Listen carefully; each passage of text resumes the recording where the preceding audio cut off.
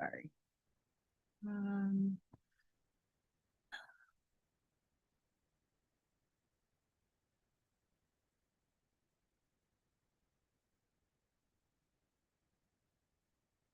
Oh, so thank you. Call us back to order.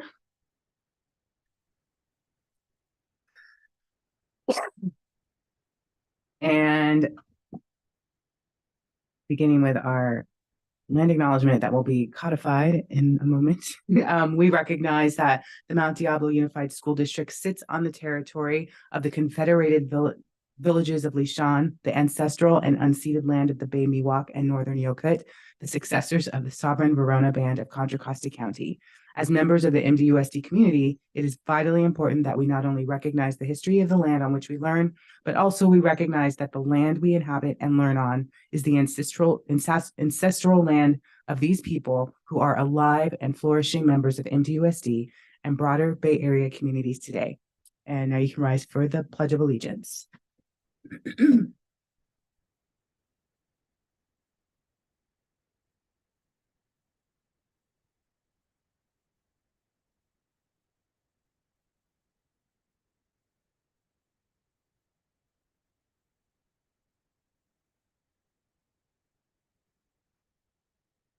6.2, review and potential approval of our minutes.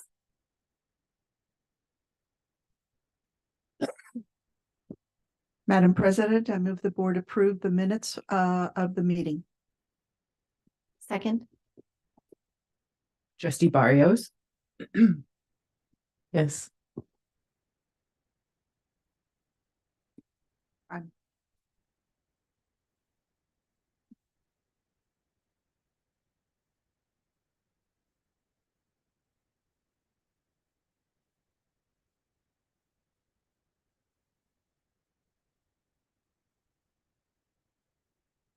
And that passes unanimously. 6.3, review and potential approval of the agenda.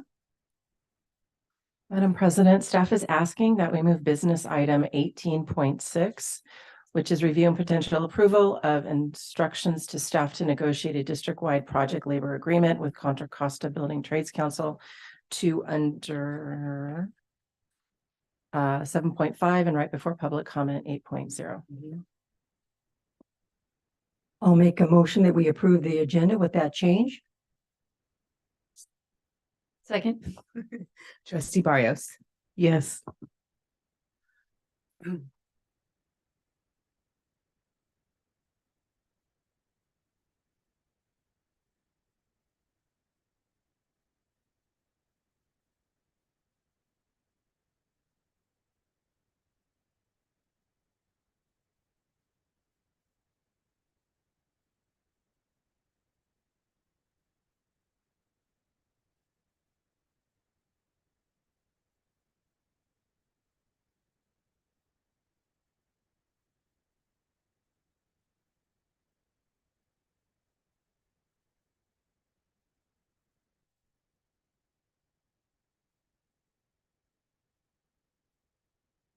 And that passes unanimously. We will report out 7.0, report out on action taken in closed session. 7.1, negotiations. The board may discuss negotiations or provide direction to its representatives regarding represented employees pursuant to Government Code Section 54957.6, and we received information. 7.2, dismissal, discipline, release, or reassignment of public employee, Government Code Section 54957B1. We received information.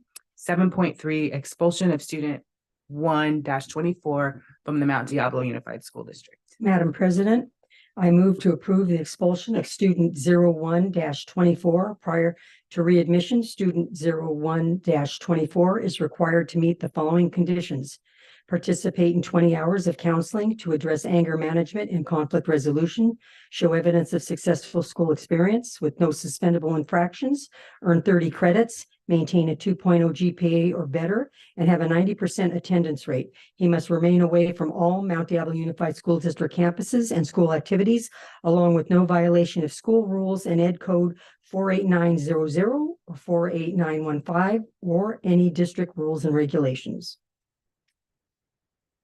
Second.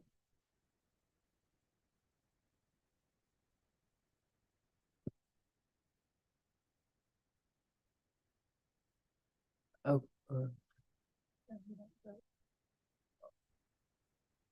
Okay. No, it wasn't. We have to vote publicly. I know that was new to me because it's an expulsion and not a come back to school.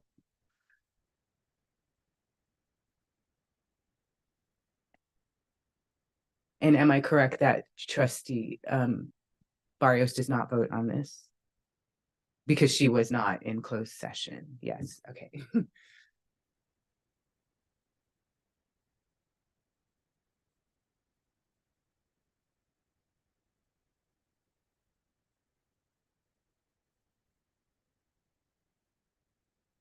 Oh, I was waiting, sorry.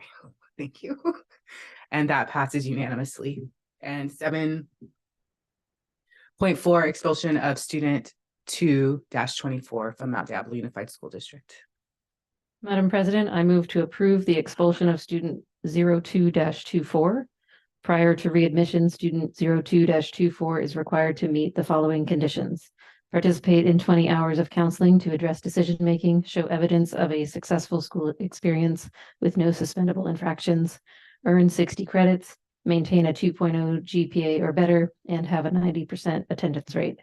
Student must remain away from all MDUSD campuses and school activities, along with no violation of school rules and education codes 48900, 48915, or district rules and regulations.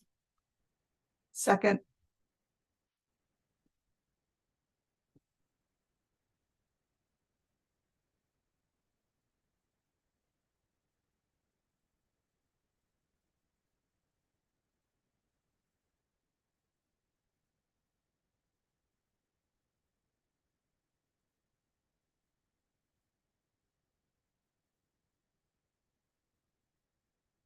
And that passes unanimously.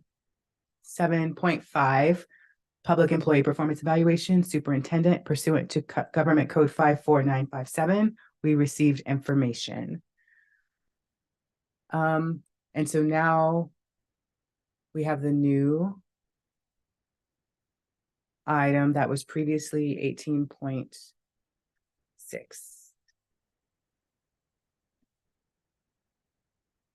Tonight, we have our legal counsel, Cesar Alvarado, who's here to provide some information with regards to this item. Good evening, members of the board, Madam Chief of Educational Services. This item was brought to you last week for informational items. But first of all, I want to thank you for moving this item up. We do not expect any public comment on this item today, but it is being brought today as an action item. And the reason we're bringing it as an action item is because while we understand that there is certainly an express intent from the board for us to proceed with these negotiations with the Labor Council, the last formal action that was taken on this item that dates back to 2006. And so we want to clarify that issue. We basically would like to request and ask for the board to move to instruct staff, that is myself, to negotiate a district-wide project labor agreement with the Contra Costa Building Trades Council to be brought to the board for review and approval at a future date. Thank you. Thank you. Can I get a motion which gives direction for the district to negotiate on the PLA with the building trades? Madam President, I move the board instruct staff to negotiate a district-wide project labor agreement with Contra Costa Building Trades Council to be reviewed and potentially approved by the board at a future date. I'll second that. Trustee Barrios. Yes.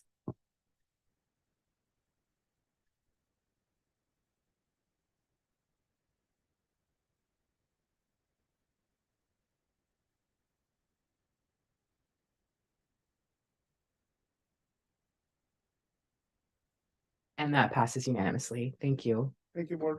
For health reasons, I'll be stepping out earlier today. Thank you. Thank you. 8.1, maybe 8 public comments.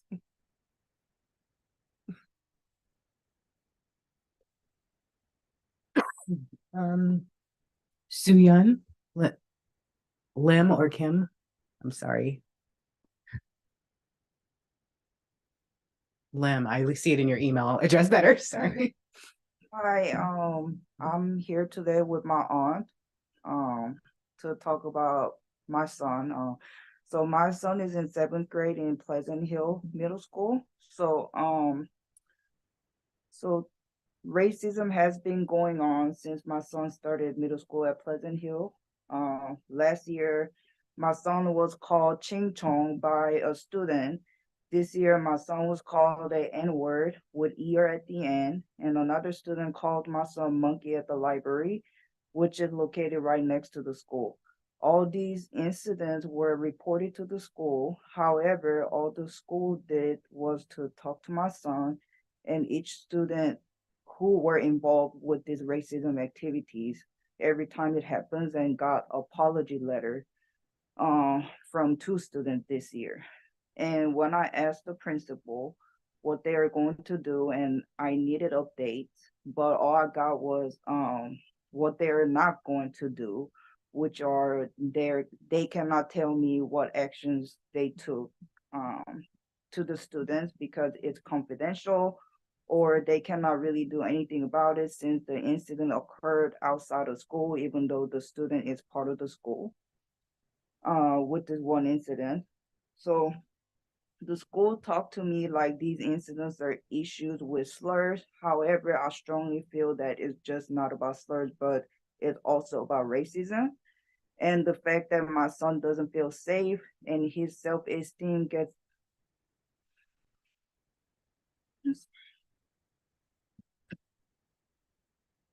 damaged every time. My heart is broken that my son had to go through this not once or twice, but 3 times in a year and a half. And I need the school and the school district to take this racism issue seriously and really come up with what they're going to do to stop racism and make the school safe place, not only for my son, but other students of color, so they don't have to go through it.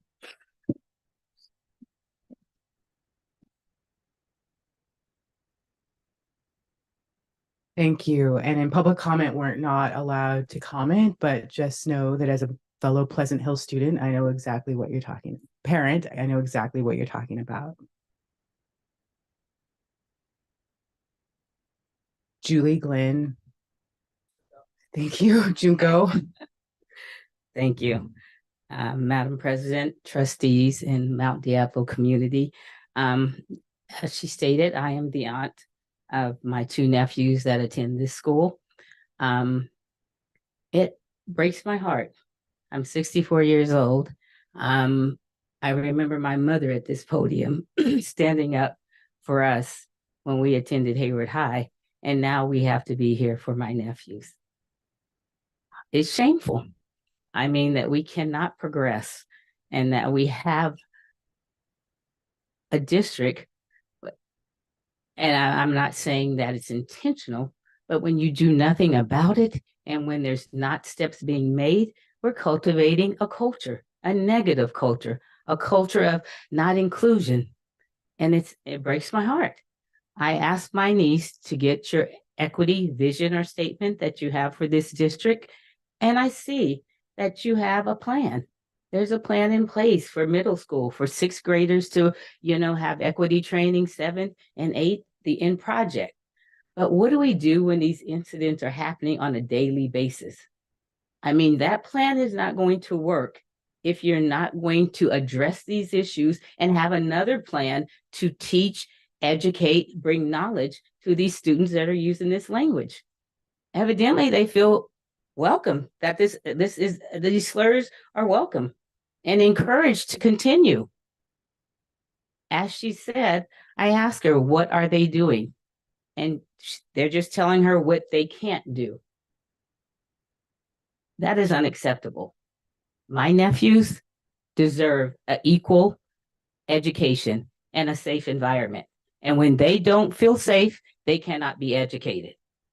I work in the public school district. I've worked in the public school districts with special needs kids for 20 years.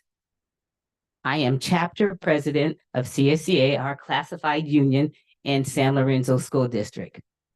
My mother worked in the Hayward School District in Dublin, and she was president of the Personnel Commission for the state of California. This has been a fight for us for a long time. I did not think that I would be doing this with my nephews. I ask that you look into this matter, and I wanted it recorded because I heard about another kid that got so frustrated with nothing being done that he lashed out. And these numbers here of expulsion, I don't want my nephew to be one of those numbers because no one did anything. So I ask that you really take these issues serious and stop, because when you don't do anything, you're cultivating this negative culture, and start cultivating a positive culture with inclusion and things that are happening. And for my niece to be able to come home and talk to her kids and say, they are trying to make it safe. They are doing things. They are trying to make changes. Please make that happen. Thank you. Thank you so much.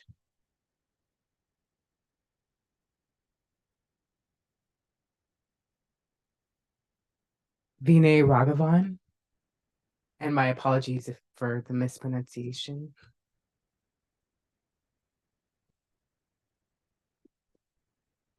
Hello, Ms. President. I was here last meeting, so I think I already. Sure. Can you speak into the microphone? Thank you. Yeah. So I was here last meeting and I did presented my case with whatever is going through. My name is Vinay and I'm father of a 5-year-old who is a kindergarten student in Mount W Unified School District.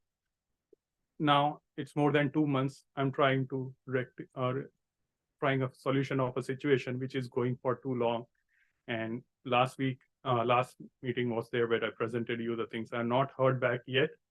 And I sincerely request a resolution because this is something which has resulted in 1 month of loss of the studies because there are genuine reasons why I'm trying to appeal the intra-district transfer rescindment.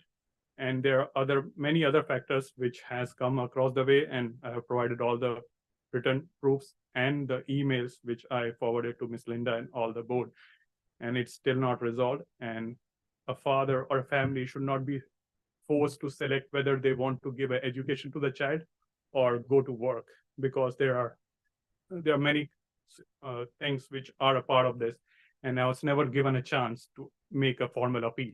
I know at county level, when an inter-district transfer is done, there is a formal appeal process where you get a FaceTime and you present your case, but I had to come to this podium to present my case because I was never given a fair enough appeal process at the intra-district transfer. So I request your sincere help in here and to provide some empathy to a 5-year-old who is just trying to get an education, which is the right for every kid. So that's all. Thank you. Thank you. 9.0 district or 9.1 communications. District organizations at regular board meetings, a single spokesperson of each recognized district organization may make a brief presentation. Items are limited to those which are informational. Linda Ortega.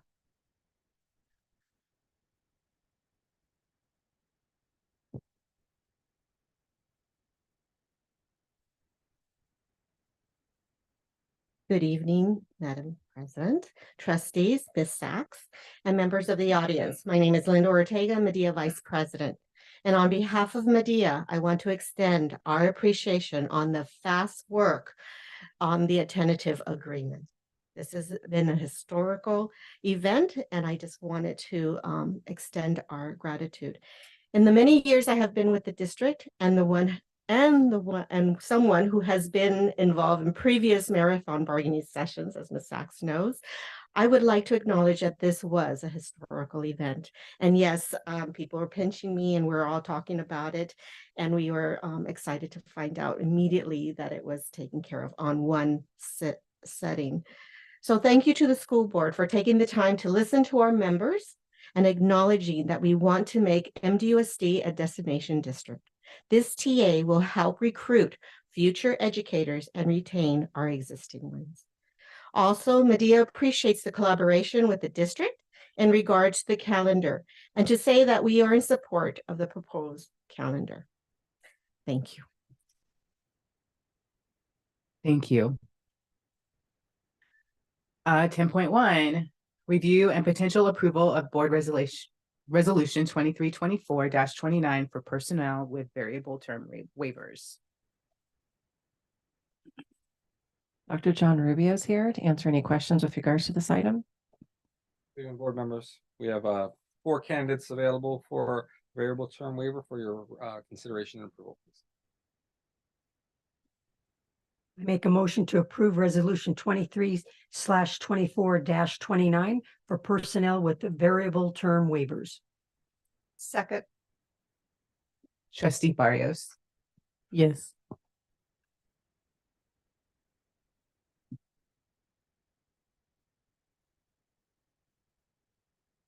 And that passes unanimously. 10.2, review and potential approval of resolution 2324-30, recognizing November as Homeless Youth Awareness Month. Thank you, Madam President. This is a resolution, as you said, in recognition of Homeless Youth Awareness Month. Whereas runaway and homeless youth are young people between 12 to 24 years of age, inclusive, who have the least access to essential opportunities and supports. And whereas the prevalence of runaway and homeless youth is staggering, with studies suggesting that nationally, between 1.6 and 2.8 million youth up to 24 years of age experience homelessness every year, of which gay, lesbian, bisexual, and transgender youth are overrepresented compared to the general youth population. Whereas the Mount Diablo Unified School District has a significant and growing population of homeless youth, with 512 students identified as homeless for the 23-24 school year as of November 3rd, 2023. This represents a 56% increase in the number of students identified from the same date in 22-23 school year. And now, therefore, be it resolved that the Mount Diablo Unified School District recognizes the need for individuals, schools, communities, businesses, local governments, and the state to take action on behalf of runaway and homeless youth in California, and proclaims the month of November 2023 as California Runaway and Homeless Youth Prevention Month. And be it further resolved that this resolution be distributed to all schools within the district. This resolution is in the hands of the board. Thank you. I know that Ms. Reed is here from our HOPE program. Do we want to vote and pass it and then let her speak on the issue? Or would you like to hear from her first before we make our decision if we pass? Come on up.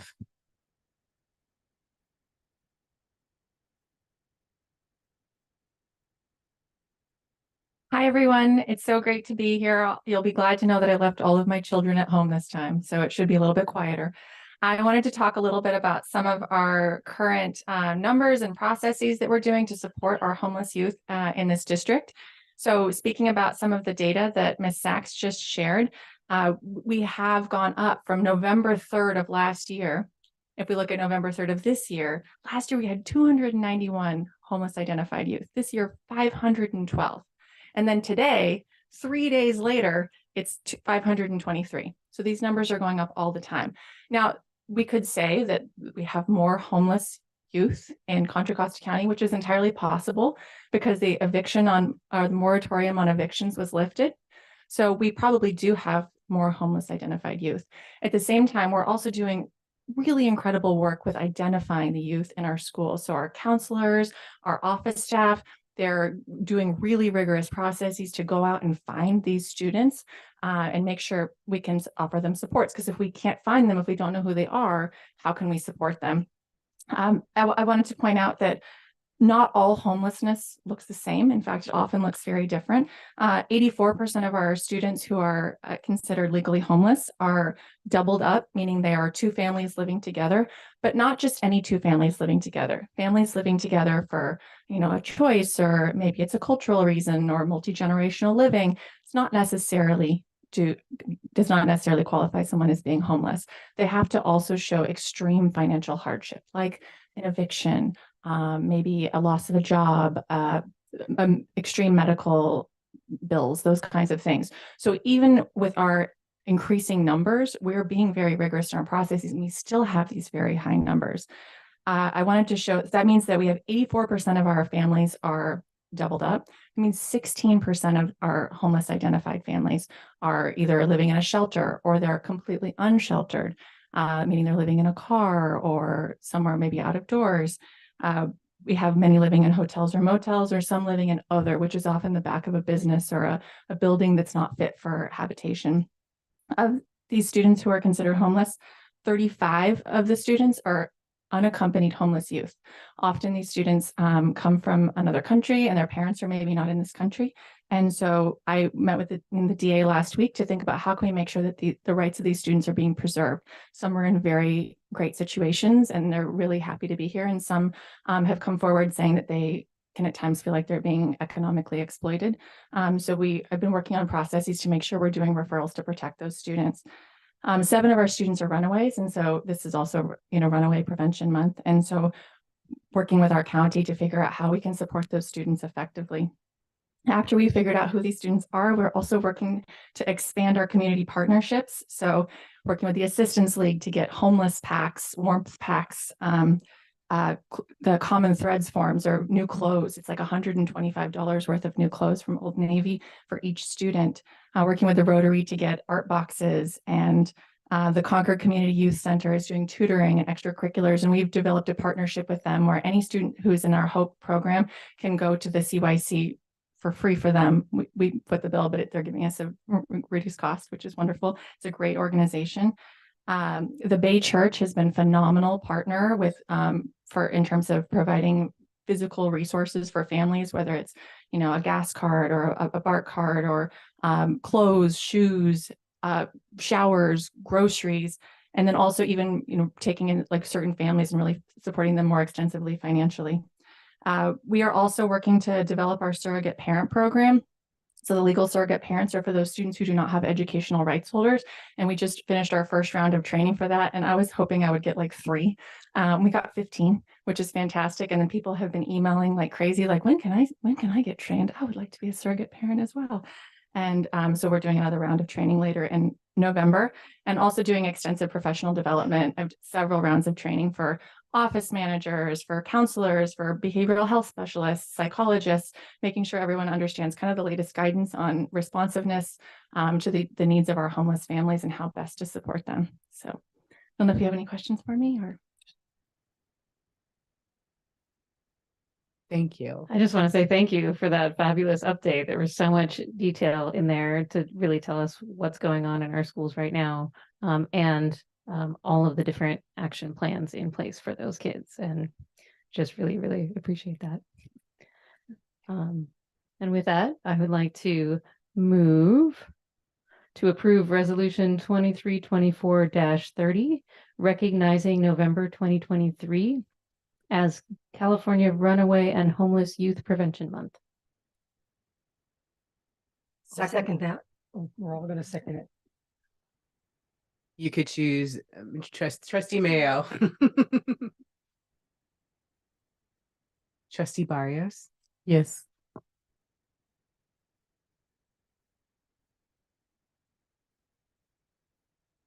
That passes unanimously. Thank you all. Oh, we have an appointment. Oh, yes. At my high school. 11.1, review and potential approval of certificated personnel appointment, vice principal at College Park High School. So we've got Director Kim Viana here in order to introduce all of you to hopefully our new vice principal. Good evening, board. At this time, the Human Resources Department is bringing for the board's review and potential approval for the appointment of Dr. Michael Miller as the vice principal at College Park High School. He is not here this evening. Michael's prior experience includes numerous leadership positions, such as site-based administrator in the East St. Louis School District in Illinois, assistant principal at Madison Accelerated Senior High School in Illinois, and vice principal at Cesar Chavez Middle School in East Palo Alto. He brings 15 years of teaching experience in St. Louis public schools. He feels as a teacher at heart, the most importance is of advocating for marginalized and multilingual students. Michael's educational background includes 2 master's degrees and a doctorate in educational practice. With that, I leave this appointment in the hands of the board. Thank you. Madam President, I move that the board approve Dr. Michael Miller as vice principal at College Park High School. I'll second that. Trustee Barrios. Yes.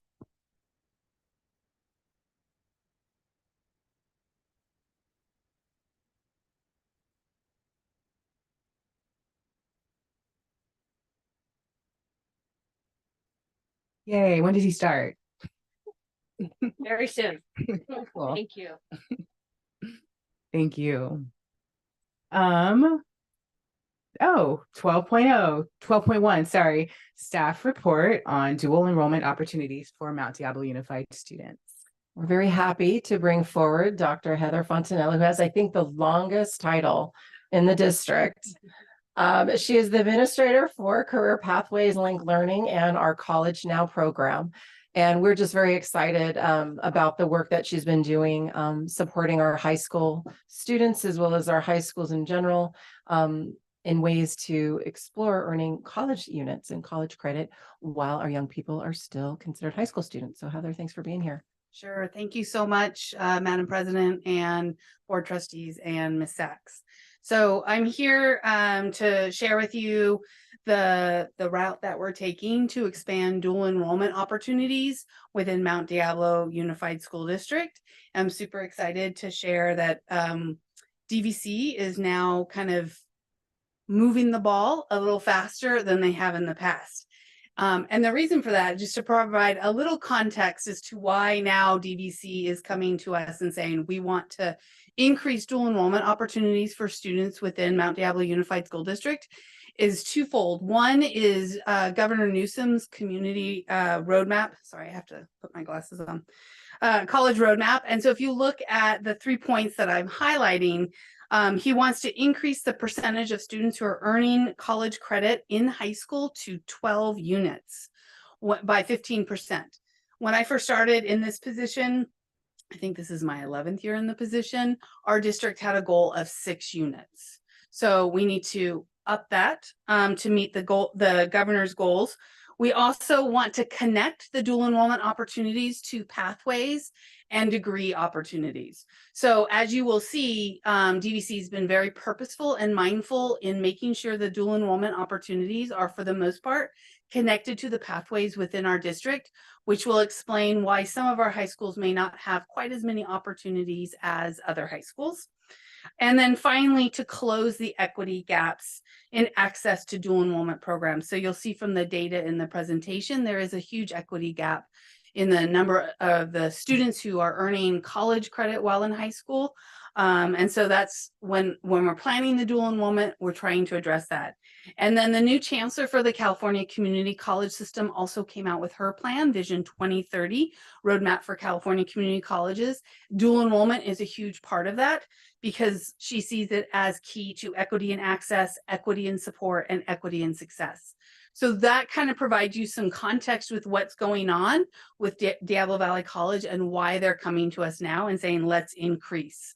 I wanted to make sure they were all understanding the same terms when we're talking about early college credit.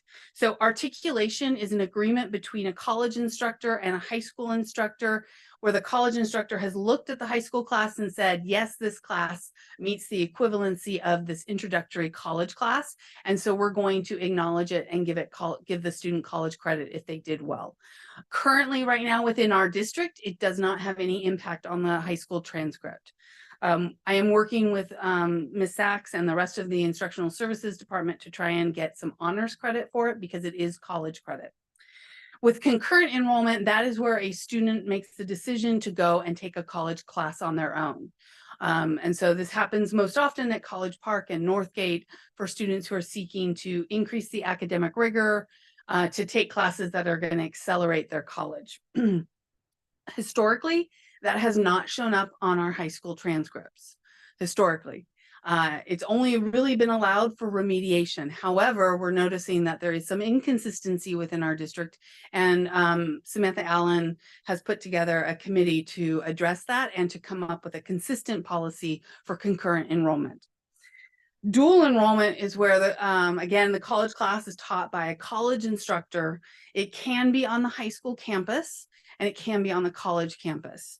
In our district, the dual enrollment classes that we have are all part of the College and Career Access Pathway Agreement that we have, the CCAP agreement.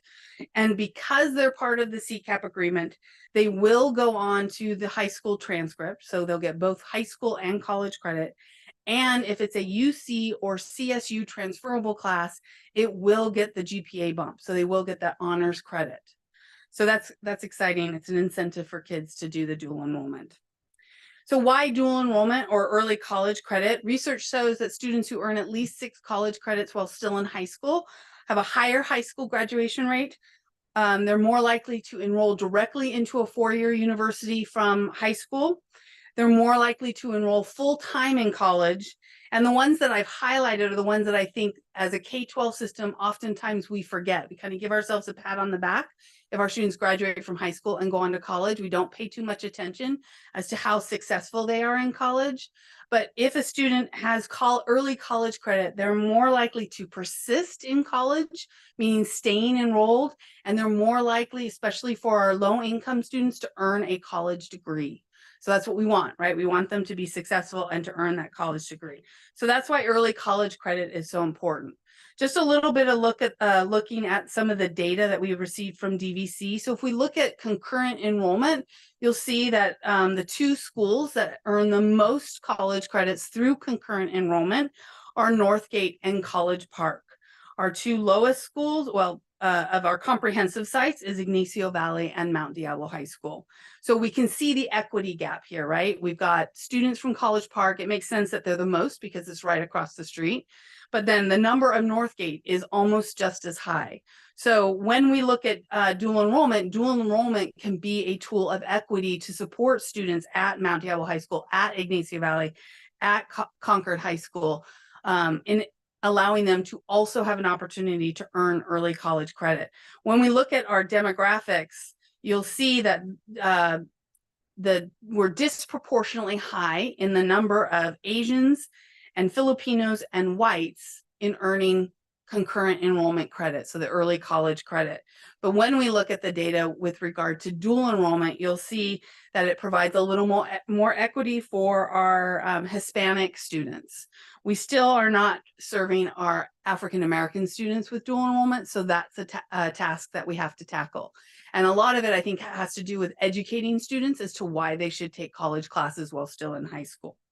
So what is currently going on within Mount Diablo Unified School District with regard to dual enrollment? So first, I'm going to talk about programs that we already have in existence. The first one is the College Now program. So this is a program that serves our juniors and seniors throughout the district. The students will take all of their classes on DVC's campus. We currently have 3 high school teachers. We added math into the program last year because of changes in what the community college system is able to offer.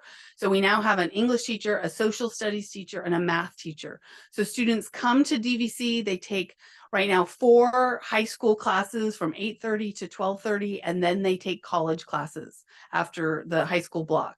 They have to take 1 college class together. So for example, our juniors right now are taking a music class, so it's going to satisfy the VAPA requirement. Our seniors are taking Sociology 135, which is Intro to Race and Ethnicity. So they have to take that class together, and then they can take additional classes after that to meet their A through G requirements and their graduation requirements. Typically, our students take 2 classes a semester. Our goal is by the time they graduate from high school, they've earned at least 1 year's worth of college credit. There's lots of supports available to students because we are on the college campus. I will say that we're in a period of expansion. So we were at 60, so 30 and 30 for each grade level. Next year, our hope is that we'll be at 120, 60 at each grade level. So we're excited by that. The next program is called the CCAP STEM at Ignacio Valley High School.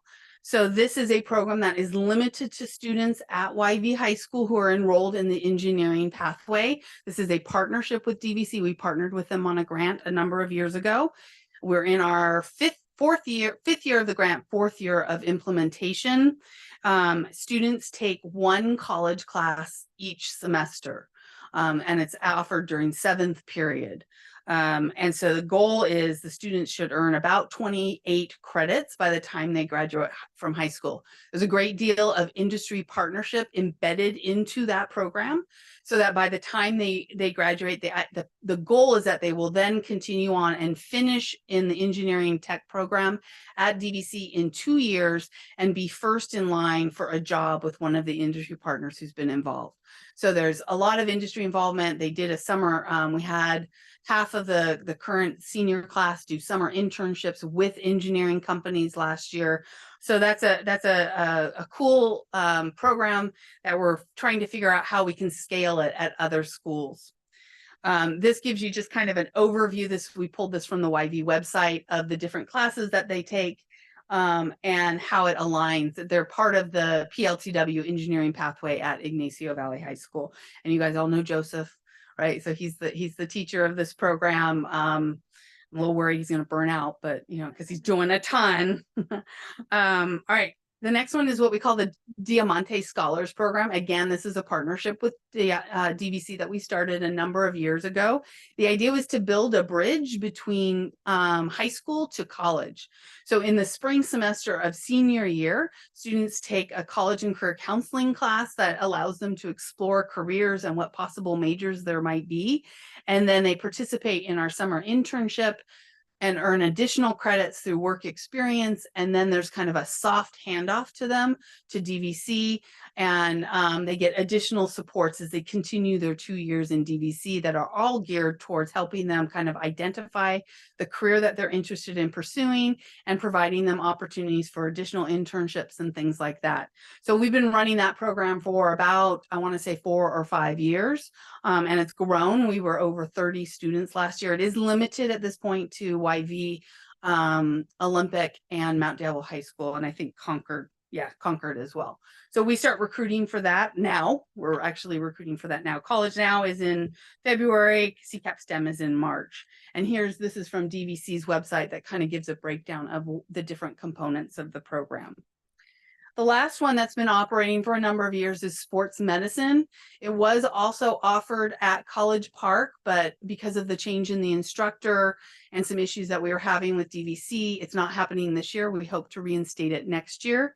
I know that DVC did offer to sports medicine students 2 classes on their campus that they could go to that fall into the after school hours, but not right now. It's just at Northgate High School. And so Glenn Barker, the instructor at Northgate, he's been there forever. He teaches the 2-course pathway, sports medicine and advanced sports medicine, and students who complete that 2-course pathway can then sign up for the dual enrollment class of kinesiology 234. So again, that's just open to just the Northgate students.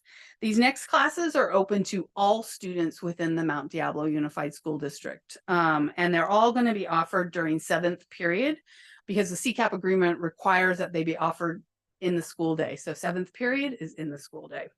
The first one we did for a couple of years at Mount Diablo High School, and now it's over at Concord because it followed the teacher, David Hevel, who is an MDUSD teacher, but he also teaches for DVC. And so that one will be offered at Concord High School. It leads to a certificate of achievement in digital media. The students who take design AB through David, or they take multimedia 1 or photo arts 1, all earn articulated credit for Art DM 105. Then they would earn these credits, and then just one more course is required for them to earn a certificate of achievement. In the past, we've been able to, when he was at Mount Diablo, because we articulated another course there, we could get the kids done with the certificate while they were still in high school, but because he's moved, they're no longer offering that class. The next one is construction pathways. That is also going to be at Concord High School, but open to all students within the district. Construction 114, print reading. It feeds the construction pathway. The capstone class for that is construction technology, which articulates with construction 135. Both of those classes will lead to a certificate, or part of the courses required for a certificate of achievement in the pre-apprenticeship program. The next one is our healthcare program. So we've got healthcare programs at College Park, Mount Diablo High School and Ignacio Valley. So, but any student, again, can take this class. It's going to be Public Health 130, Intro to Community and Public Health.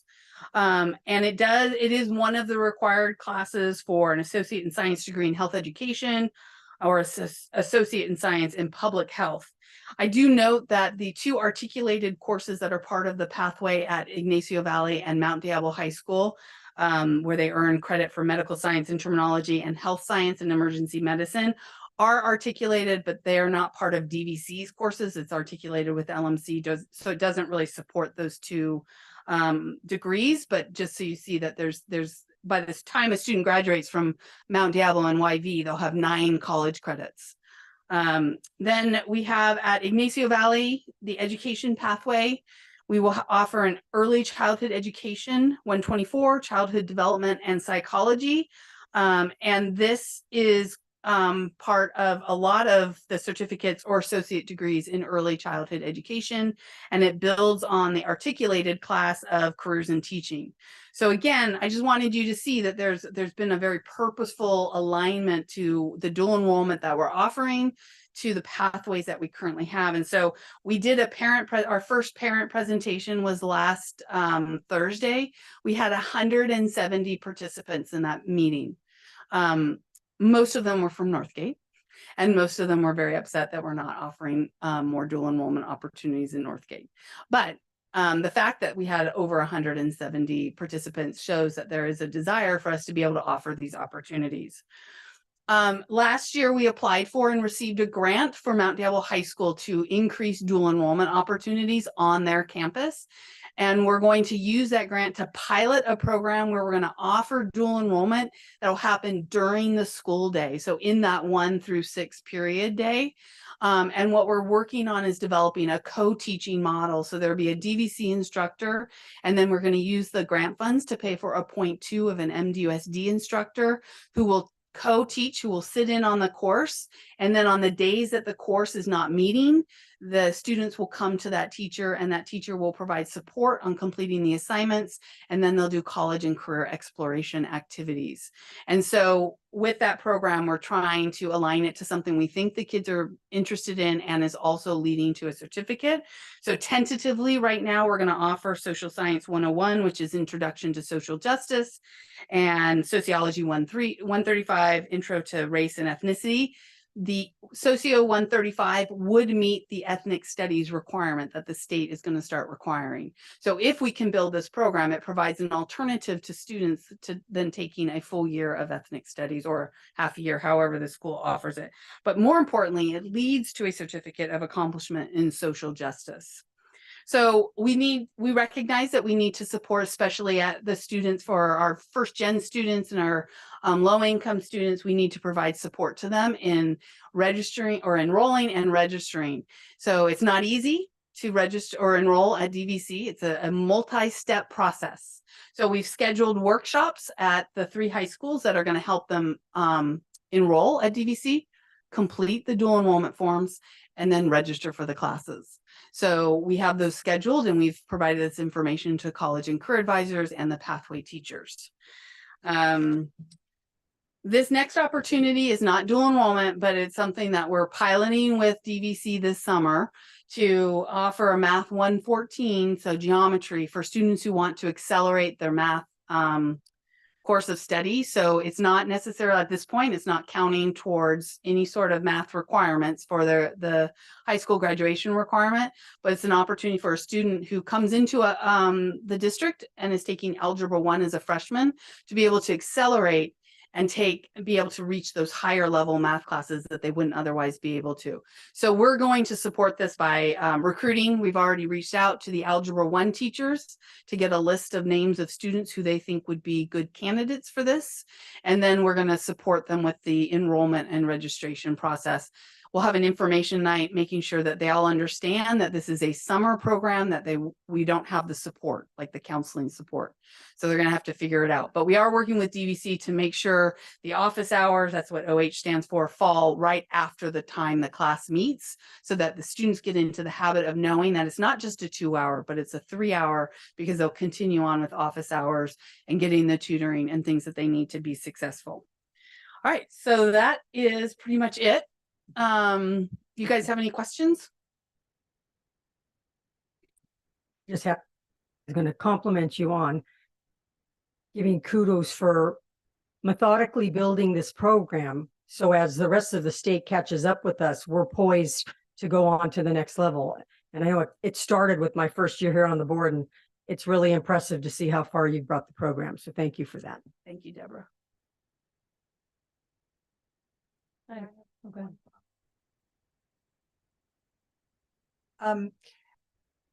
You mentioned that Ignacio Valley High School and Mount Diablo High School don't have all of the offerings that the other schools do, and the students don't pick, I'm sorry, the students aren't necessarily earning college credits as quickly as the other students from College Park and Northgate, correct?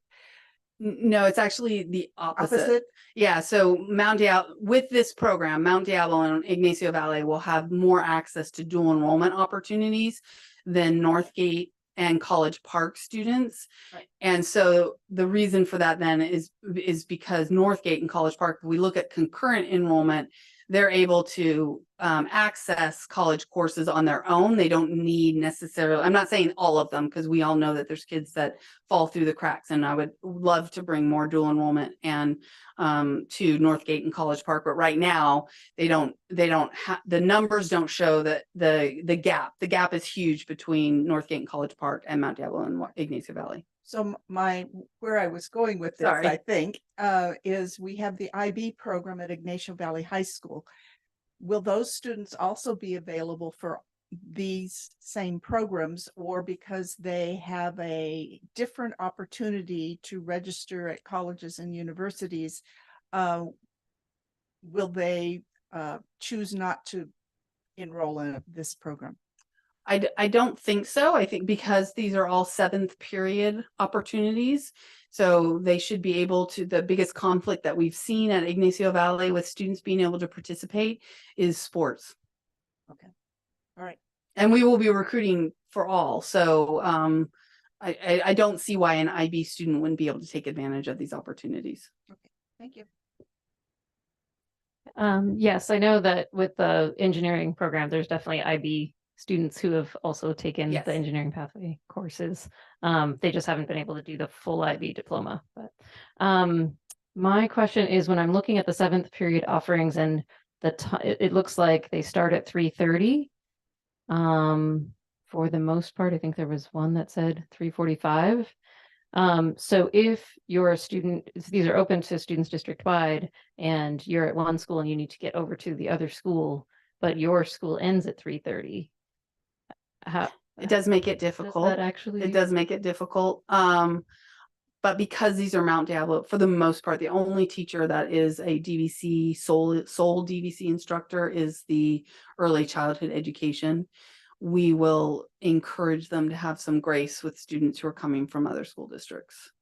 But if other schools in the district. I mean, yeah, other schools in the district. If we push it, Okay. they go too late in order Right. to meet the hours. So, Okay, yeah, thank you. but we are aware of that and Okay. working. Just thinking Yes. logistically, yeah. Yes, thank you. What kind of classes are the College Park and Northgate concurrent enrollment students taking? That's a good question, and I don't have that data, so it's going to be anecdotally. That is perfect. Okay, it's primarily like humanities, like psychology is a big one. Languages, ASL is another big one that I see. So it's primarily those classes, and I think that some of them, have the wherewithal and the background to know to look at, say, okay, what are my GE requirements, and they start trying to meet those. I've also seen as a Northgate parent, a lot of discussion in the parent community about and amongst students where they are looking at what college they want to apply to, and then they're trying to get into an accelerated course. So they might like the geometry, taking it over the summer. A lot of students at Northgate take geometry over the summer so that they can move into the next level math so that they can reach calculus by the end, right? A lot of students take language so that they can move up to the higher level as well. All mostly over the summer is what I've seen. I thought you can't take a language if it's offered at school. If you take it over the summer, it counts. It just means you can move up to the next level. It doesn't count as your as a high school course, so it's not counting towards your credits in high school. It just helps you move up. For those classes that are offered, like geometry at DVC, does that cause scheduling problems in the fall if the students are successful in the geometry class for the programs that we're offering in the fall? Jen's shaking her head. At Northgate, they're pretty experienced with students telling them ahead of time, I'm planning to take the geometry class. Correct. And then correct. they're aware that There's- it's coming. They can't fully change the schedule until the student passes the class and then turns that paperwork in, but usually they're aware that it's coming. Yes, our families work very closely with the counselors as well. The summer goes through, and when they have documentation, they have passed the class, they can easily go to the next level of mathematics. So we're able to squeeze them in where we need to. It's a pretty short class too. It's literally less than 6 weeks, a year's worth of geometry in less than 6 weeks. So we will provide a list of the students who are taking it from each school to the administration there so that they're aware. We're targeting with our support the students from YV and Mount Diablo High School and Concord High School, because again, historically, the Northgate and College Park kids have no trouble finding these opportunities. We're going to advertise it, but as far as like that support, just like we're doing with these, the support will be primarily at those 3 schools.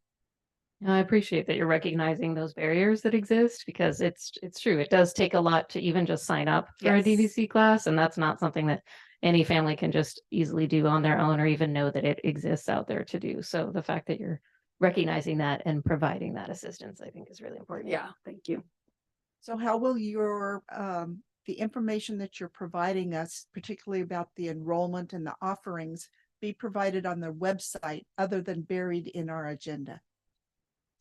That's a good question. I'll work with Jen on that. And we have a public information officer that is very talented in getting Teresa on information that. out. So Well, I did, we often hear, I didn't know about that. Right. And the more we can promote these opportunities to our students, the more our parents and our students are going to be engaged. So Well, we did the parent information night last week, and then tomorrow night, I've got people going to both of the African American Parent Advisory Committee meetings to present there, and then we're presenting at the November 30th DLAC meeting as well. and I don't want to forget our counselors that are Yes. aware of the opportunities, those are college and career advisors that are absolutely incredible. So we do have site-based folks that are sharing the word information. Thank you. For the 7th period offerings, let's say like a Ignacio Valley student wants to go to the healthcare pathway workshop. That's at 3:30, but some of our YV students only travel through bus because their parents are working or they don't know how to drive. Like, would there be a way for students to take the course like through Zoom, since they would probably make it by the time it ends? That is an excellent idea. I'm not sure we'd be able to do that this year since we're just getting it off the ground. But that is a model that we have talked about where the class is offered via Zoom, but what we would have to make sure is that there is some support provided, because what we've seen in the College Now program and we're seeing with our CCAP STEM program, when a class is completely online, it's not successful. It's not a successful model for high school students. So that would be a model that we would have to play with. I don't think we'd be able to do it this year, but I think in the future we could figure it out. Thank you. I did think of one more question. You talked about when you're recruiting for these programs.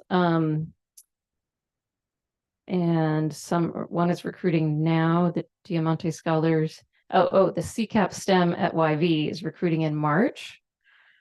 Are they recruiting from 8th graders who are already planning to come to YV then? We do a recruitment at Oak Grove, obviously, and then I believe they go to Pleasant Hill Middle and Sequoia, I think are the two other middle schools that we target. Okay, I'm just thinking that it would have to be students who are already planning Yes. to attend that Yes. school, because if At they this needed to point, transfer, yes. it would be too late. Yes. Okay. But I am hoping by you doing, so my hope is that we do these parent information nights every year. Right, so that every year we're refreshing parents' minds about what the dual enrollment programs are going to be. Fantastic. Thank you. Mhm. Okay, I still have more questions. Or comments. Thank you for describing like that you're going to the APAC meeting tomorrow and the DLAC meeting at the end of the month. And like it irks me to know, and this bar graph where Northgate and College Park is way over here, and to hear that of the 100 and some odd parents that were there, most of them were from Northgate and then probably College Park second. Mhm. And I appreciate the intentionality of trying to reach other families that attend other schools, and being like going there where folks are coming. And one way I think that would also be helpful is not using the term dual enrollment. That's not something that's common language or common knowledge of what that means, because I know that a family at Mount Diablo or at Concord or at Ignacio or at Horizons or at, who am I missing? Olympic, sorry, I have it up right here, would be just as interested for their children if they know exactly what it is. And so that we don't lead with dual enrollment, which is the official term, but lead with, you want your children to be able to earn college credit now before they even get to college, and all the reasons why that's beneficial, I think would help in the not having a parent information night that is overwhelmingly the community that knows all this and is just trying to, as anyone wants to, but get their kid ahead and Right. get the leg up, because we deserve all of our children to have that same leg up. Yes. They all deserve it, and I know you know this, but It's something I'm very passionate about. When we did the flyer for the initial parent information night, it was like earn college credit now. And so typically when I'm talking to parents, we call it early college credit. So so that's why I go through the terms, just so they can understand there is a distinction. But I know it is very education talk. And it's maybe another part of thinking ahead into as the years go on, thinking about how we make kids who maybe wouldn't have imagined that they could do this know that they Mhm. could, or even their parents, if they don't imagine that their child could do this, but that they could. And this is of all places to be able to do it at school, Right. the place that they're familiar with and know and is the place to try and do that. So I appreciate your attention to try and get rid of this ginormous, ridiculous gap. And I can't wait to see how it works out too. over the years. Me too. And I think we can see that having the program on these campuses is so important, right? To reach those kids. So it's not like, oh, here's how to sign up over there. Transportation. There's so many reasons why it's a challenge to try to do things outside of school. For the DLAC meeting is great, but not all parents necessarily go to the DLAC meeting. From there, they might have ideas of other like PTSA meetings at these schools or ELAC meetings at these schools, to where you I'll could reach do out to do the one schools, that's fully in right. Spanish, for example. Yeah. would be- I'll reach out to the schools and find out how they want to approach the recruitment. Sounds And we will continue to provide the support. So if we can't get to a school, PTSA meeting or what have you, by the time these registration workshops happen, it doesn't mean they're out of luck, right?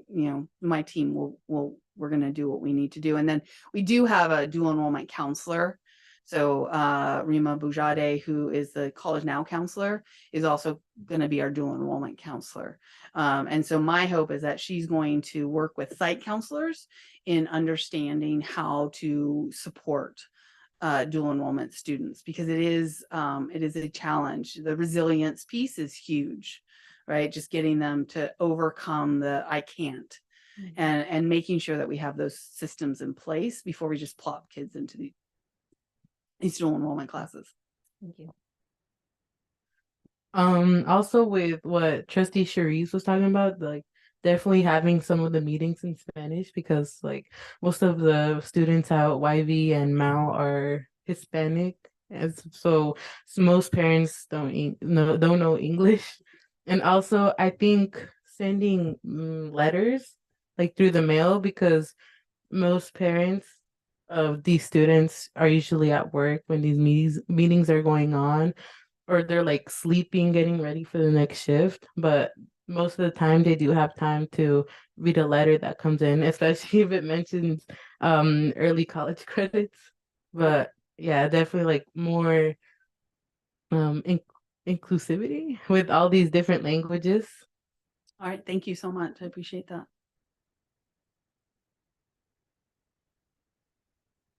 Thank you so much. It's Thank you. exciting work. Thank you.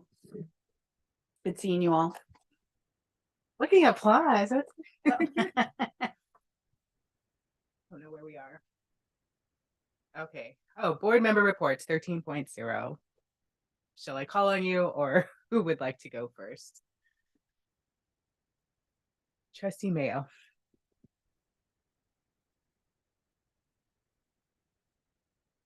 Well, we did have the study session on our art program on October 30th that all of us attended. So that was easy one. And on November 1st, President Nzewe and I met with a constituent in Pleasant Hill. And also on November 1st, the Mount Diablo Council of PTAs held a meeting for the PTA presidents. And the presenter was Melody Royale, our MDUSD parent liaison. And she gave a presentation on trauma-informed practices for parenting. It was very well received by those that attended. And I want to share that Ms. Royale is available to present to MDUSD parent groups if there is interest in this presentation. I think everyone in the room learned something that they can use with their child, with their spouse, or with themselves. So it was a great presentation. On November 6th, we had the Mount Diablo Business Education Alliance meeting at College Park High School. There was a presentation on the recent accomplishments, including the art showcase at Sun Valley Mall, Parent Care Pathway at Ignacio Valley High School, and Manufacturing Day across East Bay, and Ask an Engineer Day. Pathway groups then reviewed the student profile and the world readiness competencies to look at those documents and see if they need to be updated. Then on November 6th as well, the Contra Costa County School Boards Association held a presentation on cybersecurity threats, what you should know as a school board member, which was presented by David Sanderson, the IT Director for Contra Costa County Office of Education, and Joseph Gangler, Director of Technology Services for the Martinez Unified School District. The presentation was very informative, and watch your email for a copy of the PowerPoint if you were unable to attend. Thank you. Go ahead, Trustee Khan. I go next. Okay. Let's see. I was able to attend an online fall educational equity institute that was fantastic. Really appreciate, and that it's totally free for us to attend, and there's more coming throughout the year. Really incredible. I also got to do some fun things, go to a marching band competition in Pleasanton. And the big band of Rossmore has an intergenerational band, ages 8 to 80, I think, that we have students from a number of high schools in our district that are a part of that. It's just such a joy that while the band is playing, the audience gets up and starts dancing to the music, to the jazz music as well. and the audience is all ages as well. So it's kind of fun. And I was able to attend some of the International Baccalaureate Information Nights that are now starting to happen at our middle schools, which I think is really great to be taking that on the road. So it's another one of those opportunities that I often hear from our 8th grade families that they don't know what that is or they've never heard of it. And so glad to see that getting out and about. I'm curious whether any of our educators or counselors are utilizing the resource that's called A Trusted Space. It's at www.allittakes.org. I just received one of their most recent episodes called Decoding Behavior. And this is a free resource for educators. This one was called The Intersection of Neuroscience and Behavior. An urgent and impactful docu-training film for educators explores the intricate connection behavior has to developmental science, offering an essential lens through which educators can decode escalating behaviors and declining academic focus. And it comes with all the different parts that you could use with your class, like a learning plan that goes with it and discussion guide. So I would love to hear if anyone's using that and how it's going, because it seems like there are a lot of resources from the state that are free right now under this A Trusted Space. And let's see, Mount Diablo Education Foundation is having their Giving Tuesday fundraiser live now on all their social media. So take a look. They're raising funds, aiming to raise $12,000 for our garden science programs throughout the district at many different school sites. And it's a great place for businesses to be able to jump in, and a couple of our local family-owned businesses and parents have provided match funding to encourage people to donate and giving a dollar for dollar match. So that's wonderful to see. And lastly, I just want to thank our Contra Costa Building Trades for having come out to our last meeting, especially those who live in our district and are part of our community, to be able to share what the benefits are of a PLA in our district, the high quality work, but also the apprenticeship opportunities for our students. That was really wonderful to hear, and I'm excited to see that we're moving forward on that as well. Thank you. Trustee Barrios.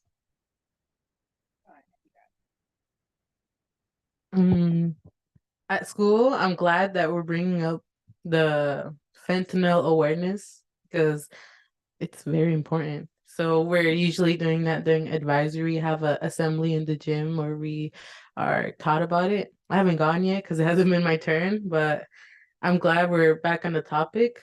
And I'm pretty sure at Mount, Dr. Pintado is helping with the fentanyl awareness and also the naloxone distribution, which I'm glad about. I think at our school at YV, Sergeant is doing it too. I'm not sure though, because I'm not in his other classes. And we've been learning in our healthcare pathway. We've been learning rescue drags, which is so awkward doing it with someone you don't know. Where like it's just like in the case of trying to save someone in a fire, you like put them over your shoulder and walk out. And also we've been learning how to use a spine board, like which is so funny seeing someone on the spine board. And that's pretty much it. We've just been learning and going to class. Thank you. Who among you? Okay, Trustee Mason. I went to Delta View. My husband and I went to Delta View and participated in their trunk or treat, which was a hoot. It was very, very well received in the community. Their parents there did a great job organizing it. I went to Rio Vista on Halloween for the Halloween parade. And again, I could not believe how many parents were there. Some of them took off work just to come watch their kids walk around the playground. And it was a beautiful day. And the weather was nice. I went to Holbrook, and Dr. Stuckey Smith was there as well to listen to our counselors, having coffee with the parents. Always happy to hear what the parents have to say and listen to their conversations. Again, visited Dr. Stuckey Smith at the ABAR meeting, where conversations are always thoughtful and engaging. Enjoyed that very much. And I went to Bel Air and hung out with the principal for a while and visited Bel Air and did the same at Riverview Middle School. And I doubt that they're listening, but I thank both the principals for showing me around their school. And I went to the Pathways meeting. But Trustee Mayo's already reported on that. Trustee McFerrin. All right. I've been able to go to some great events. On Friday, October 27th, I went to the football game at Concord High against Mount Diablo High. I try to go to a game every season. And I usually miss the marching band, but this time the marching band was there. They weren't preparing for, some big event the next day. So that was a big highlight for me. And it was a very hard fought game, and we saw Mount Diablo come out ahead. And that was exciting. It's exciting either way, honestly, but it was a good time. And then last Thursday, I attended the African American Parent Town Hall at College Park. I appreciated being there and being able to hear directly from parents, especially because we've kind of heard so much about College Park and how some of our students' experiences. And so I just appreciated kind of hearing firsthand what some of those experiences are. I appreciated seeing the district staff there, Dr. Francis running the meeting beautifully. And there will be follow-up meetings. And so I look forward to attending some of those. And then I attended the CAC meeting last night. Dr. Aguili presented on FAPE and LRE. Those are free and public education and least restrictive environment, and how those relate to special education. She also talked about the IEP process and that being a very involved process and all the steps included. Then at the CAC, they also mentioned that the holiday party is coming up, and that is going to be on Tuesday, December 5th. And they will celebrate Christmas, Hanukkah, and Kwanzaa, and it is kind of open to all families. So, and that's going to be here at the Dent Center. So I look forward to that. Thank you. My time has really been focused as being a parent at College Park. Pleasant Hill is an absolute mess, trustees. It's awful. It's awful for our students, our Black students specifically. That's who I'm talking about. And as parents, I think, and it's not new. That's the other thing. Some people think it's new, and it's not. It's just been tolerated for so long. And I think that finally, maybe they have the right set of parents or students who are around who aren't just taking it. But the constant pressures and the constant bullying, racial bullying that Black students at College Park and at other schools in Pleasant Hill specifically endure is so wrong and so harmful. And now people are standing up. And we cannot claim ignorance, obviously, and I don't think that we do, but we can't be there. Like, we're not there, and we're not the ones in charge. But I am thankful to Dr. Francis and today Dr. Rashid as well. There was the follow-up to the parent town hall was a staff meeting today where this was the topic, and where leaders of BSU were going to present the student perspective, but the leaders of BSU understandably were scared of not just public speaking, but of retaliation from the adults at their school that they're supposed to trust.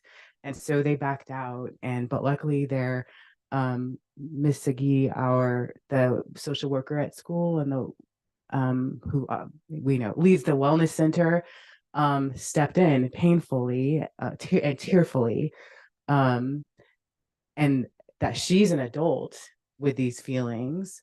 And so imagine what our children are feeling, and they're still children and managing this. So that has been my entire focus the past, especially because I'm a parent first, as you all are too. That is my first job.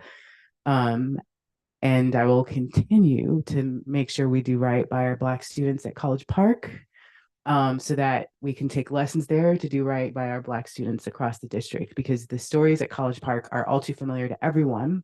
It's not unique. We are not unique. It just so happens we're making a stink about it now. So, Ms. Sachs, are you presenting for? I've prepared just a few words. Something very brief. Thank you, Madam you. President. Just since we are approaching the Thanksgiving season, I just wanted to express how much I appreciate our school board's vision and support, and our superintendents, of course, the leadership, and as well as our fabulous classified staff, all of our educators across the district, and our community partners. Really the work around how we're collaboratively improving the educational experience for all of our students. And most importantly, and I appreciate your words about how we are engaging, empowering, and learning from our families, specifically families that have been, feeling sense of marginalization, regardless if it's yesterday, 10 years ago, 15 years ago. It doesn't matter if it's a training for our maintenance team or a business alliance meeting or a town hall event. The conversations are all focused on how we can lean in together to support our Mount Diablo Unified students. Just lastly, I'd like to remind everybody that there is no school this Friday as we recognize Veterans Day. I'd like to extend our gratitude to all the brave individuals who have served our nation with honor and sacrifice. Your dedication to our country is an example of courage and selflessness, and we thank you for your service and thank you for the opportunity to share. Thank you. Thank you so much. 15, what number are we on? 15, consent. Are there any items anyone would like to remove from the consent agenda?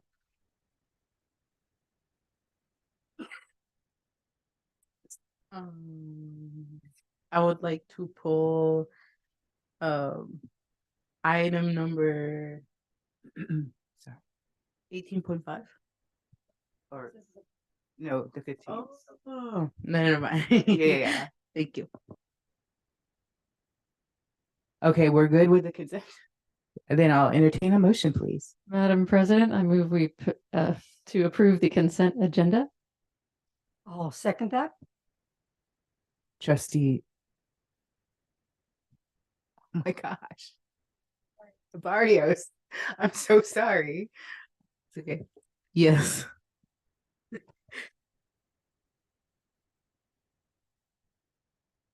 And that passes unanimously. So we move on to business action items. 18.1. Review and potential changes to board policies and administrative regulations per California School Board Association recommendations, September 2023 quarterly update. Yes, and these were board policies that were brought for information at our October 25th meeting. These are revisions and updates that CSBA, the California School Board Association, recommend we make on a quarterly basis. So these are here tonight for action. They're trying to hopefully go back and fix it so we can see it. Thank you. Madam President, I move to approve revisions to BP 5131.9, 6154, and 6162.5 as presented. Second. Trustee Barrios. Yes.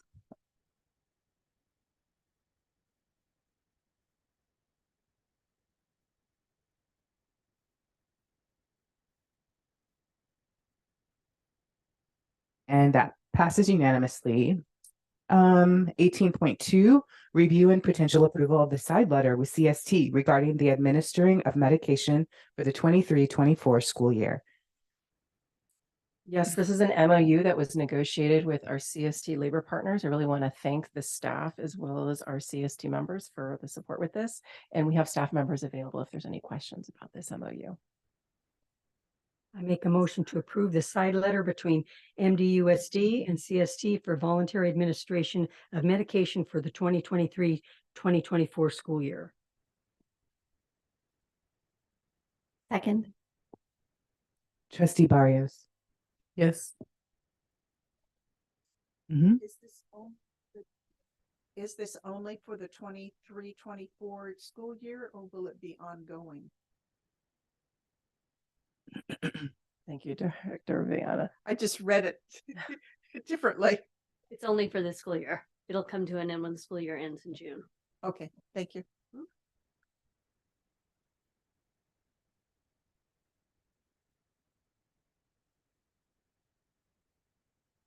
And that passes unanimously. 18.3, review proposed update to Administrative Regulation 5141.21. Dr. Aguili has been working with her team on updating Administrative Regulation 5141.21. Thank you, Dr. Aguili. So this is, thank you. Good evening, everybody. I wasn't prepared to come up, so here we go. But this is a change that we are asking to be made to administrative regulation. Back at the end of last school year, we had changed board policy to allow Narcan to be on campus for our staff. What we're asking is that this changes it to clarify that students will not be disciplined. Our current board policy is very explicit about medications students can carry on campus, and this is very explicit. We know that students will not be inviting us to parties. They need to have it with them as students. So you're saying this is allowing students to have Narcan or naloxone in On their camp- possession? Yes, and they will not be punished for having it on their person. It cannot be used as any other reason other than to save people who are overdosing. Exactly. Okay. Thank you.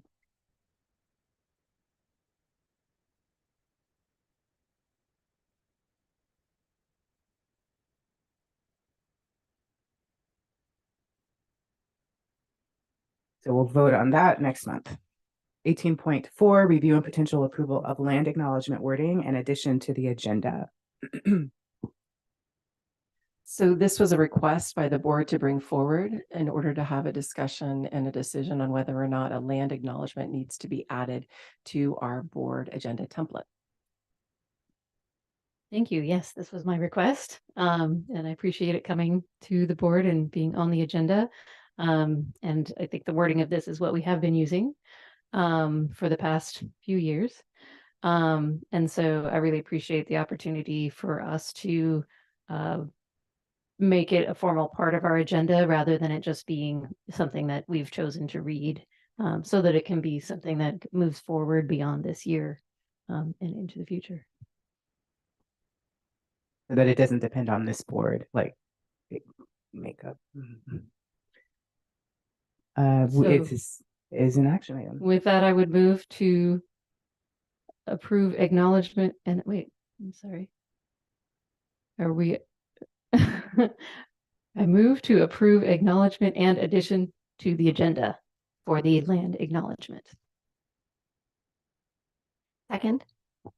Trustee Barrios. Yes.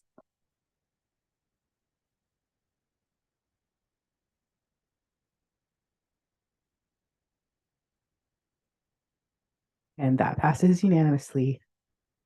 Thank you so 18. much. Thank you. Thank you for making it real. 18.5, review and potential approval of 24-25 school year calendar.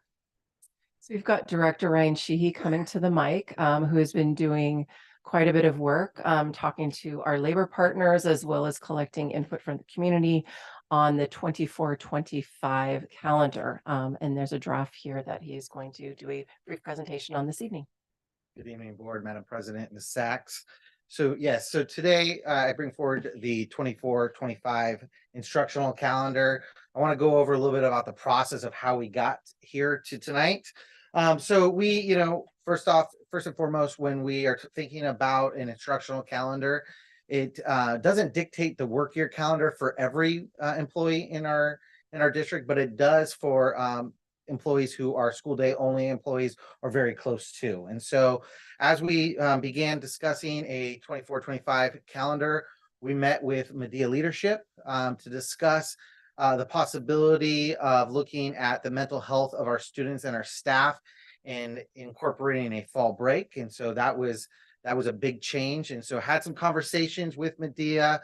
Medea then surveyed their members, not with a draft calendar at all, but just with some ideas. And so they brought that back. We met. Then we took it to Ed Services, to Ms. Sachs in her office, had some conversations, made some revisions. And then we went and met with, I reached out to all the different bargaining units to discuss and see, hey, what type of feedback do you have? And then we sent out a community survey. We sent out a community survey to everyone to hear feedback from them. And then we took that feedback and made some more revisions. And then that's what we have here in front of you tonight.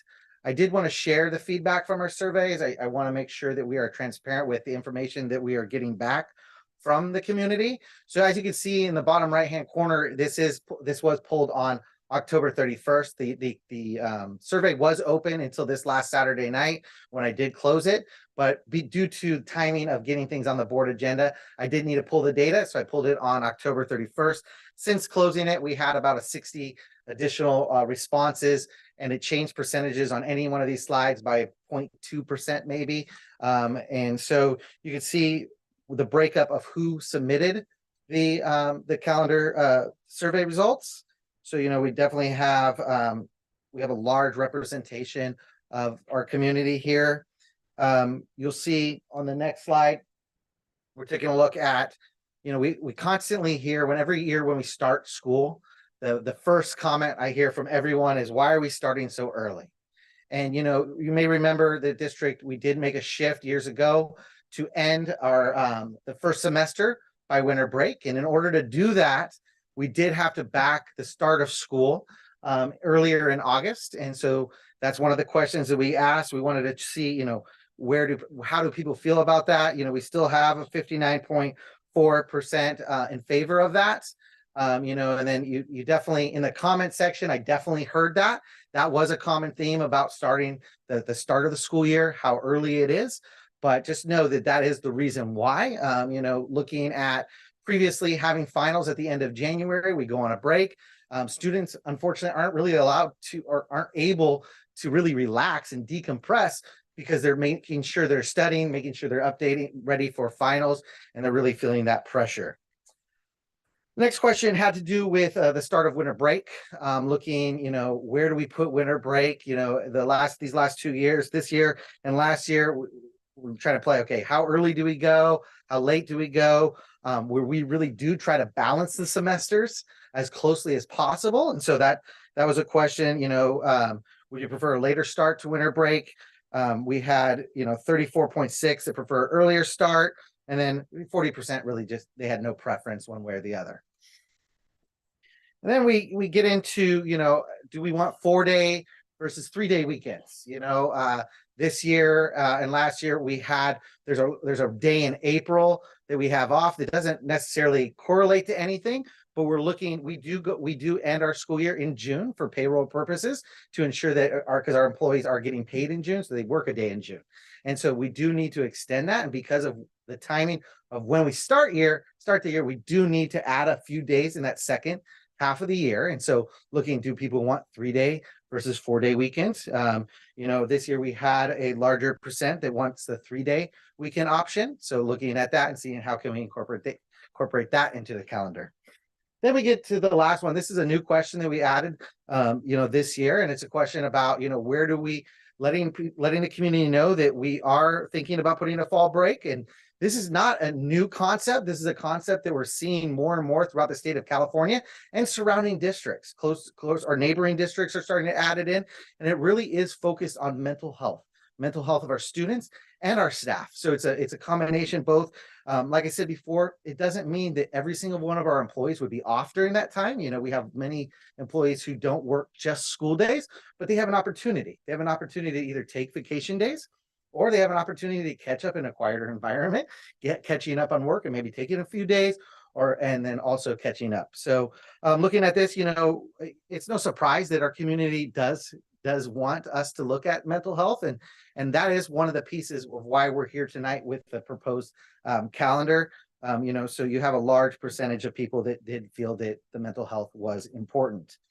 You know, and then, like I said earlier, we always hear about, oh, this district is starting so much later, so much earlier than other districts. And so tonight I wanted to bring forward what districts are doing, just so you can see that in comparison to us. You know, Antioch Unified, they do have a fall break.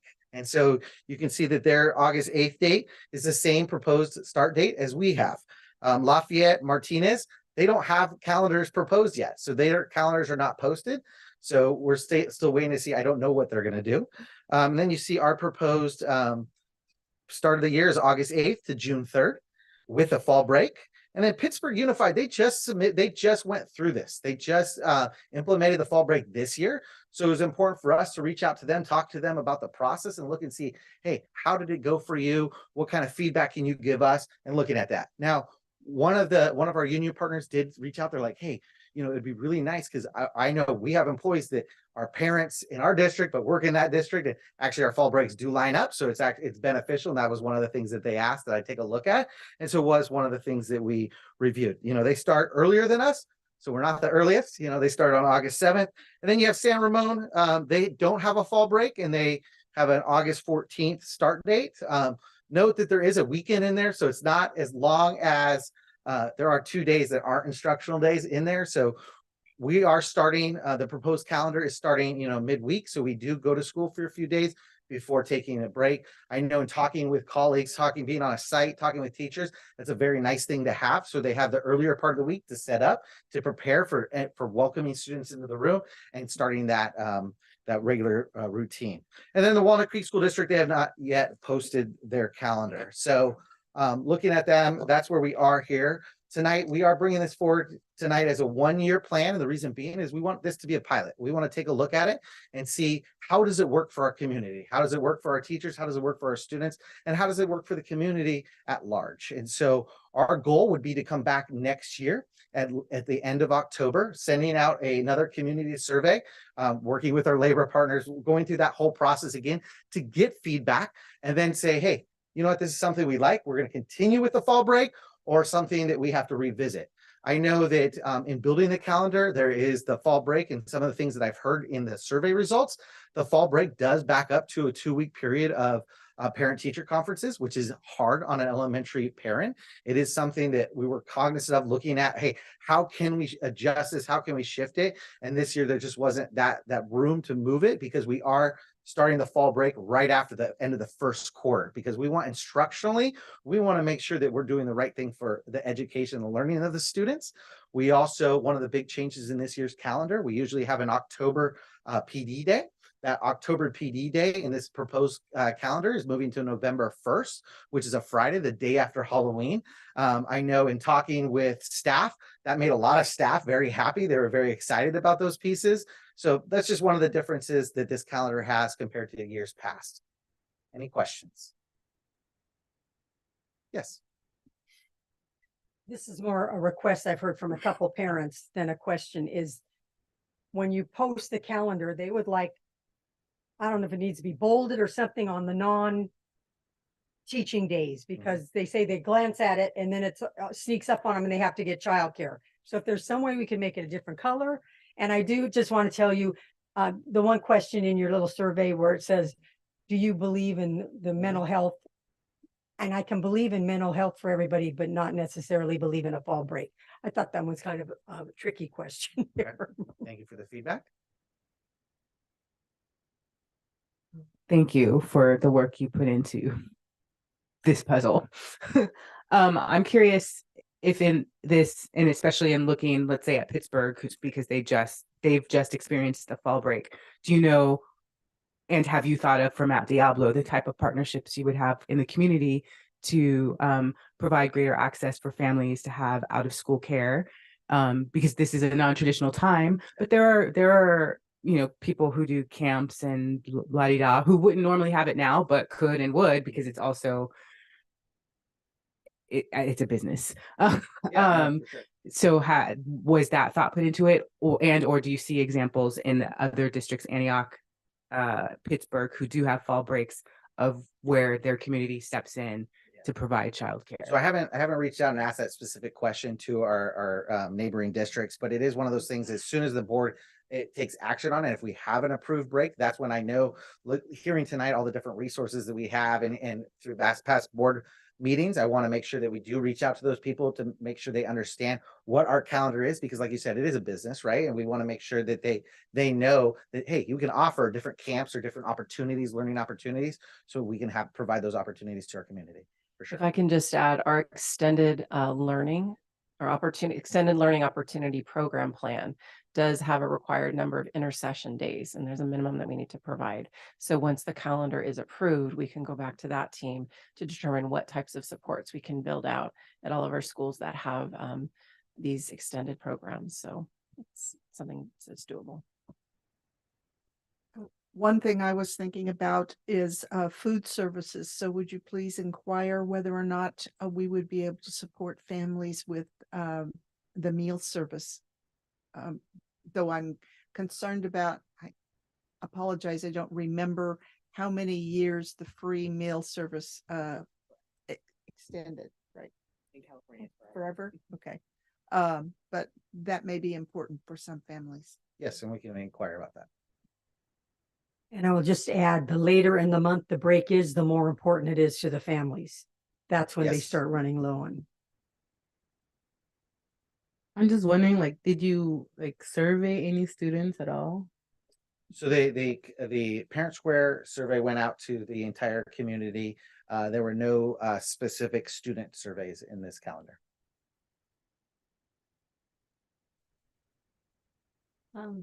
I did have one question, just from past experience, that we used to have Indigenous Peoples Day as Professional Development Day, and so families who observe that with local traditions were able to take their families to Alcatraz, for example.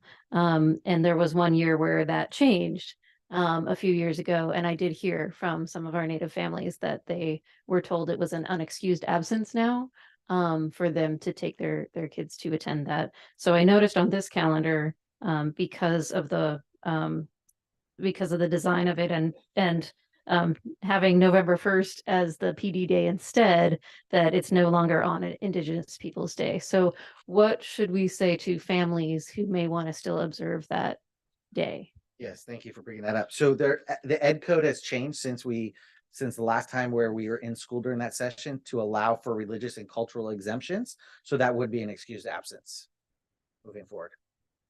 Okay, fabulous. That's great. And then just overall, I would say, looking at I do hear from families in my trustee area in particular, I think that they feel like the first day of school is early in the summer. And but I understand what you're saying about this as a pilot, so we can see how this goes this year with that fall break. But I would be interested in hearing about the 2 weeks of parent conferences. What are other options moving forward that other districts may use? Do some districts do 2 full days off, or other ways of providing parent conferences that's maybe not 2 full weeks, especially school districts that have moved to this fall break model? Are they really having 3 weeks in a row like that at the elementary school level? Perfect. Thank So you. I'd be Yes, curious we can about engage that. in those conversations for sure. Thank you. And I just popped into my head, there are schools, because I know friends who have a ski week, like, and these are public schools. I don't remember which month that is, February. So maybe, like, in this case, that's another comparison, because this may be new for October, but I know that ski week has existed for a long time in other districts. I don't know. I know it is ski week. I hope it has a different name than that, because I'm not of the privileged class that gets to take that week to go skiing.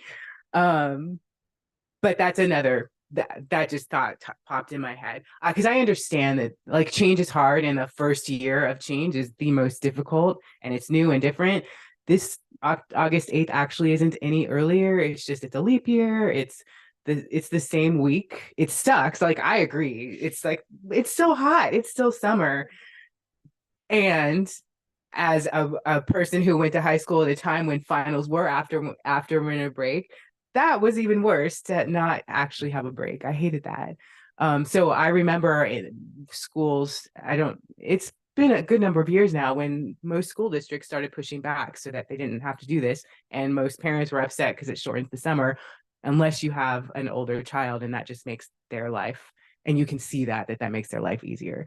So I understand that parents think this summer ends too soon. I would agree, but I think it's worth it. Thank you. And one of the things that I always bring up when we talk about how early the start of the year is and how hot it is, some of our families don't live and have situations where they have air conditioning and they have those safe environments, and we get to provide that for students. So that makes me very happy. I understand that it is an inconvenience to some people as they want to continue their summer, but I do look at it as a positive because we're able to provide a safe environment for all kids. And hopefully we'll continue upgrading our HVAC systems so that is in fact the case. Thank you. Yeah, and I think, well, there have been some requests by some in the public for us to change our vote on this particular item. However, I think it's not up to us as individuals to question one piece or another of this document at this stage because of the process that it's been through. And the agreements that have come together from employees, from district staff, to get to this point. I don't think it's really appropriate for us to change to disregard a negotiation that has come to an agreement in that way. But I think we will learn a lot in this pilot year, and we'll have some ideas for what we want to do next year based on how this year goes. Absolutely. Did you? I also like how it's like in October because it's usually like during the time of college applications where students are stressing, which we definitely are right now. And this would definitely give them time to gather all their PIQs, their Common App essays, and put it together and apply for college earlier, which makes them look better. Excellent. That's why we have a student board member. I'm saying, because for me, it was Thanksgiving weekend, because you see applications are due November 30th, and it was that Thanksgiving weekend that I was like, oh. So this is really nice. It's what? What'd you say? Unless you're applying early. Oh, I don't think that existed in 19, did it? 90, I know. 19 anything I know is really old. But anyway, thank you for bringing that up to Trustee Barrios, because none of us would have ever thought of that either. I just want to agree that October is a really tough month at school for teachers and students. I spent my first 4 years teaching in PUSD, and my husband still teaches there, and a bunch of my friends do. And generally I go back to school a couple days before my husband, but this year he went back to school before me, which was great for me. And he told me, well, we're going to have this fall break. And I said, well, I hope it's worth it because it's very hard to start earlier and earlier in August. And he said it was worth it. And I worked that week. So he really enjoyed it, as did my friends in PUSD. And it came at a really good time. That's also a time when high school teachers are writing letters of recommendation, things like that. So I am really interested to see how it goes. I appreciate kind of all of the efforts that went into the survey and everyone who contributed their perspectives and kind of their desires for the new calendar. And just excited to kind of see where we are a year from now. With that, I move to approve the 2024-2025 school year calendar as presented. Second. Thank you, Trustee Barrios. Yes.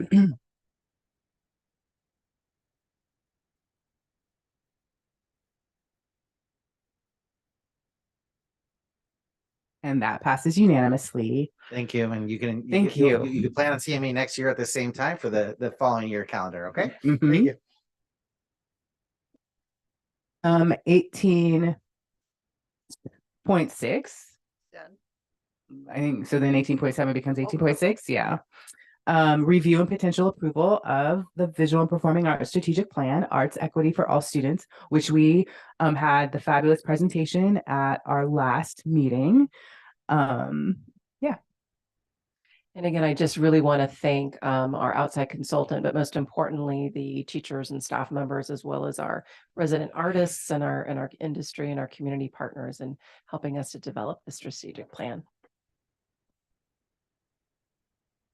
So I would make a motion, we approve the Visual Performing Arts Strategic Plan, Arts Equity for all students for 2023 through 2028. Second? Trustee Barrios. Yes.